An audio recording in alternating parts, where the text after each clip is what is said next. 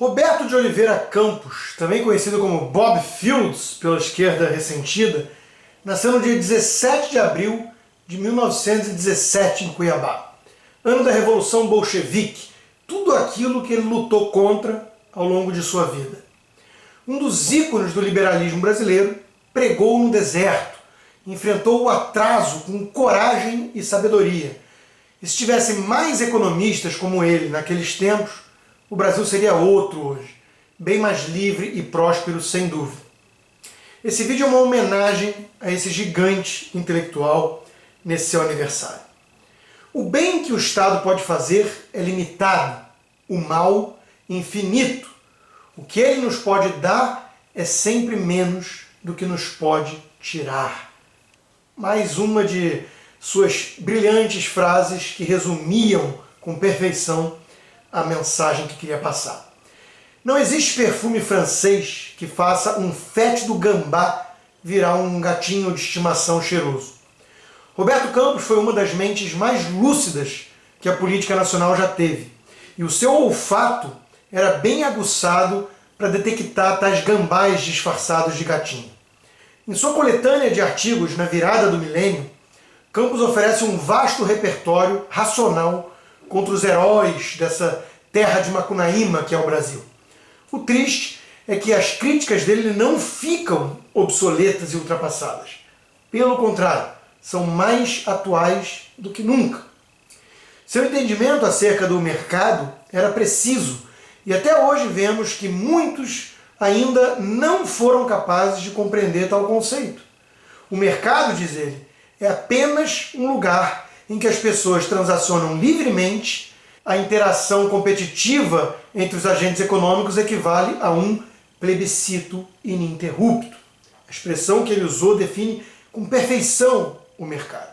Os agentes podem rever a todo momento as suas escolhas, assim como a medição quantitativa de suas preferências lhe permite o cálculo racional, algo que os socialistas jamais assimilaram. Vota-se com o bolso, onde cada um detém um voto 100% relevante para as suas escolhas. Campos não poupava críticas aos socialistas, óbvio. Para ele, esses, em especial os marxistas, sempre pensaram que existia um estado natural de abundância, né? Nada mais simples, portanto, do que a economia de Robin Hood, tirar dos ricos e dar para os pobres. Eis como Campos encarava tais figuras, dizia ele numa passagem inesquecível. No meu dicionário, socialista é o cara que alardeia intenções e dispensa resultados. Adora ser generoso com o dinheiro alheio e prega igualdade social, mas se considera mais igual do que os outros. Eles sempre souberam, dizia Campos, chacoalhar as árvores para apanhar no chão seus frutos. O que não sabiam era plantar as árvores.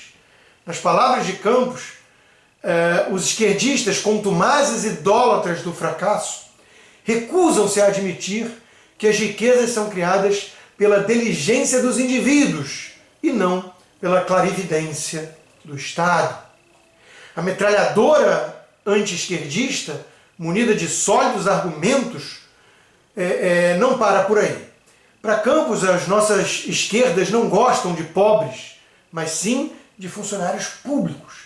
Afinal, são esses que, gozando de estabilidade, fazem greves, votam ou votavam no Lula, pagam contribuição para a CUT. Os pobres não fazem nada disso. São chatos, ironizou Campos. A elite não escapa ilesa. A mais famosa passagem de Campos diz: é divertidíssima a esquizofrenia de nossos artistas e intelectuais de esquerda. Eles admiram o socialismo de Fidel Castro, mas adoram também 3 coisas que só o capitalismo sabe dar: bons cachês e moeda forte, ausência de censura e o consumismo burguês. E concluiu: trata-se de filhos de Marx numa transa adúltera com a Coca-Cola. Roberto Campos presta uma rara homenagem no Brasil aos economistas da escola austríaca, que previram, por exemplo, a derrocada socialista já lá atrás, na década de 30. O colapso do socialismo não foi mero acidente histórico, resultado da barbárie, da União Soviética ou da perversão de carniceiros como Stalin, Mao Tse-tung ou Pol Pot. Era algo cientificamente previsível. Os aludidos cientistas sociais teriam certamente chegado a essa conclusão se, ao invés de tentarem recriar a história, né, tivessem lido os grandes liberais austríacos para entender a história com base numa sólida teoria. Em uma nação onde o senso comum coloca o nazismo e o comunismo em extremos opostos, a lucidez de um Roberto Campos ganha ainda mais valor ao compreender que ambos os regimes são, na verdade, irmãos de sangue. Os dois monstros gênios, dizia ele, comunismo e nazismo, têm vocação genocida. Naquele, o genocídio de classe, e neste, o genocídio de raça. Para ele, Campos, a violência comunista foi algo diabolicamente inerente à engenharia social marxista, que, querendo transformar o homem pela força, transforma os dissidentes, primeiros em inimigos e depois em vítimas. Sobre o golpe ou contra-golpe de 1964, Roberto Campos comenta com um realismo sui generis também. Dizia ele: é sumamente melancólico, porém não irrealista, admitir-se que no albor dos anos 60, este grande país, Brasil, não tinha senão duas miseráveis opções: anos de chumbo ou rios de sangue. Não creio que os revolucionários comunistas isentem de culpa os nossos ditadores militares, que durante 21 anos criaram várias estatais e asfixiaram liberdades importantes e destruíram a nossa economia, né? A exceção de Castelo Branco, de cujo governo Campos participou, né? Muito contribuíram aí os militares para o atraso do Brasil. Mas isso não torna a avaliação de Campos menos verdadeira. Comparados ao carniceiro profissional do Caribe, disse ele, os militares brasileiros parecem escoteiros destreinados apartando um conflito de subúrbio. O completo afastamento do modelo liberal, não obstante seu uso como bode expiatório, né, para nossos males que assolam a nação, era profundamente lamentado por Roberto Campos. Em sua opinião, o que certamente nunca houve no Brasil foi um choque liberal. O liberalismo econômico, assim como o capitalismo, não fracassaram na América Latina, apenas não deram o ar de sua graça. Em resumo, o Brasil está tão distante do liberalismo, novo ou velho, né, neoliberalismo, o liberalismo clássico, como o planeta Terra da constelação de Ursa Maior, ou do Plutão, como eu brinco. A burocracia e a fome insaciável por recursos e poder do governo sempre foram alvos dos ataques de Campos. Para ele, continuamos a ser colônia, um país não de cidadãos, como seria numa república, mas de súditos, passivamente submetidos a autoridades. A grande diferença, no fundo, é que antigamente a autoridade era Lisboa e hoje é Brasília.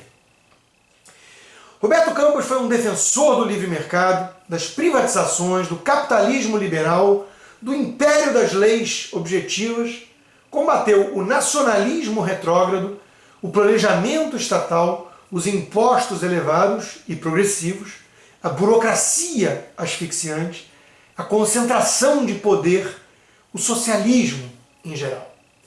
Viveu a angústia de ver as ideias racionais que pregava desprezadas por políticos presos em uma mentalidade ultrapassada, que chegou a parir ali um absurdo, como a lei da informática, por exemplo, que ele tanto combateu. Lamentou, enquanto muitos vibravam, a tal Constituição besterol, segundo ele, de 1988, que era chamada Constituição Cidadã pelos outros, e que oferecia garantias irrealistas, promessas utópicas, direitos, direitos, direitos, plantando as sementes das desgraças que se seguiram depois. Sofreu com as imensas oportunidades perdidas que mantiveram o Brasil longe de realizar seu incrível potencial. Poderia ser um tigre, mas agia como uma anta. E foi praticamente uma voz isolada e abafada por um uníssono ensurdecedor de ideias esquerdistas. Como ele mesmo reconheceu, admitir o liberalismo explícito num país de cultura dirigista, estatizante como o Brasil, é coisa tão esquisita como praticar sexo explícito em público. Não dá cadeia, mas gera patrulhamento ideológico. Bom, ele não viveu para ver como hoje em dia esse hedonismo libertino levou a uma aceitação, uma consideração de que é cool essas orgias todas em praça pública. Infelizmente, muito pouco mudou desde então, e o que mudou, como eu disse, foi para pior. Se ao menos mais gente lesse Campos, principalmente sua biografia, os riscos de incompetência privada são limitados, disse Campos. Os erros da incompetência pública, ilimitados. Detentor de uma rara objetividade, de uma visão imparcial dos fatos e de um grande senso de humor, inclusive, Campos participou dos mais importantes acontecimentos históricos da nação em uma posição privilegiada de observador próximo, muitas vezes como agente ativo, inclusive. O seu denso livro de memórias, Lanterna na Popa, acaba sendo então um livro de história do Brasil durante um período longo de sua vida, contada por uma mente brilhante, lúcida, que teve a oportunidade de vivenciar vários fatos relevantes e que, infelizmente, não foi capaz de influenciá-los mais. Ele tentou, usando os sólidos argumentos, mas não conseguiu. Lamentavelmente, a racionalidade não era esporte predileto abaixo da linha do Equador. Continua não sendo. Logo no começo do livro, Campos afirma que o igualitarismo, que trouxe como inevitável consequência o dirigismo estatal, para buscar essa igualdade de resultados, busca socializar os resultados da produção, gerando em sua forma extrema o comunismo, que socializa os meios de produção. Isso gera somente pobreza, miséria e escravidão. Essa visão hoje é amplamente aceita, até porque negá-la seria fechar os olhos para toda a nefasta experiência que deixou um rastro aí de milhões de mortos ao longo do tempo, fora outros tantos milhões de miseráveis. Mas na época de Campos, essa visão era predominante no Brasil, conquistando muitos adeptos. Em sua forma moderada, esse igualitarismo produz o welfare state, o estado de bem-estar social da social-democracia, que ainda é visto por muitos como um ideal a ser alcançado. Roberto Campos, ao contrário, já compreendia que esse modelo é infinitamente mais ineficiente que aquele alternativo de livre mercado que ele defendia. Um ponto em que Campos sempre concentrou seus esforços de persuasão foi a visão de que os nossos males têm causa exógena, externa. Ele fez de tudo para mostrar que a nossa pobreza não pode ser vista como uma imposição da fatalidade, do destino. Ela é resultante de um mau gerenciamento e negligência na formação de capital humano, por exemplo. O Brasil conviveu muitos anos e ainda convive com a busca por bodes expiatórios que pudessem ser responsabilizados pelos nossos constantes e repetidos fracassos. Os Estados Unidos, o FMI, a globalização, muda-se o alvo, mas se mantém a mesma desculpa esfarrapada de sempre, evitando uma autocrítica que permita um aprendizado por meio das falhas. Eis o caminho de permanecer para sempre na mediocridade. E eis o que o Roberto Campos sempre combateu e atacou. Os modismos ideológicos sempre incomodaram muito Campos. Ele menciona que, em uma determinada época, A moda era enaltecer o totalitarismo de direita, na imagem de um déspota esclarecido, apenas para virar moda, logo depois, o totalitarismo de esquerda, sob a capa das democracias populares, eufemismo para os regimes totalitários comunistas. O que faltou sempre foi bom senso, respeito à lógica, apreço pela liberdade individual. Dependendo da fase do modismo, o rótulo usado para descrever Campos mudava. Os esquerdistas, por exemplo, gostavam de chamá-lo de reacionário, enquanto a defesa do verdadeiro progresso vinha justamente dele, contra o retrocesso pregado pelos seus detratores. A revolta dos falsos nacionalistas foi também uma constante na vida de Campos. Entre os principais motivos estava a criação da Petrobras, hoje epicentro aí do maior escândalo de corrupção que vimos na história deste país pelo PT. E não só PT. Campos sempre defendeu a competição no setor por meio de empresas privadas, inclusive de capital estrangeiro, por que não? De onde vinha o dinheiro, o capital para investimento, não lhe preocupava tanto, mas sim ter a produção do importante produto. Eis o modelo americano, país onde o petróleo não poderia ser mais estratégico, Mas os devaneios nacionalistas falaram sempre mais alto do que a lógica. E um monopólio estatal foi então criado, com enormes custos para a população, muitas vezes ignorados pela visão míope, que olha apenas um lado da moeda, da equação, e esquece dos custos de oportunidade. O petróleo é nosso, gritavam os nacionalistas da esquerda e da direita. Campos no meio, condenando a ambos.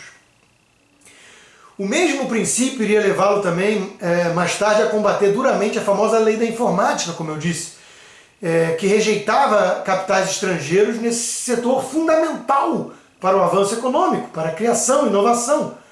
O resultado poderia ter sido diferente, mas condenaram o país ao atraso tecnológico. Na Constituinte de 88, Campos lutou também contra a exigência de maioria de capital nacional na exploração mineral. O exemplo do sucesso asiático, os tigres asiáticos, quando comparado com o fracasso brasileiro, expunha a enorme oportunidade perdida pelo país, que tanto angustiava Roberto Campos. Um dos alvos era o câmbio artificialmente fixado, enquanto ele defendia a livre flutuação. Mas para ele, a diferença relevante estava no desenvolvimento orientado para a exportação, para fora, porque impõe o constrangimento da eficiência. Você tem que competir em âmbito global. O desenvolvimento introvertido, voltado para dentro, que acoberta as ineficiências por meio do protecionismo, esse foi o modelo que predominou contra toda a defesa de Campos. Que país poderia ser o Brasil hoje se as ideias de Roberto Campos tivessem tido eco naquela época?